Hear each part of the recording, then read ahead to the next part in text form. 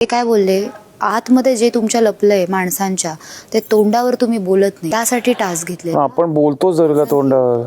विशालचं मला अजिबात कधीच पटत नाही. एक असतं टोचून बोलणं, तिखट बोलणं, आणि एक असतं गोडीत खोड मोडून बोलणं. तो तुझी गोडीत खोड मोडत होता. त्याचा स्वभाव आहे तो गोडीत खोड मोडणं. तो बोलतो एक आणि तो दरवेळेस करतो एक. वाक्य काय असतं, स्वतःला हिरो दाखवण्यासाठी. मला काही तिच्याबद्दल बोलायचं नाहीये, पण ती सर्कशीतली वाघ आहे. तिला चालवतं कोण हे असं तसं, मग तिचा भोंगा हे ते. मग तू ही जी बटरिंगवाली जी 1-2 वाक्य लाईन्स असतात एखाद्यासाठी, टास्क आहे ना, तर आल्यानंतर बोलायला सुरुवात कर. नायक बनायचा प्रयत्न करून जो खलनायक तू बनतोस ना, ते नको करू. तू खलनायक आहेस तर राहा.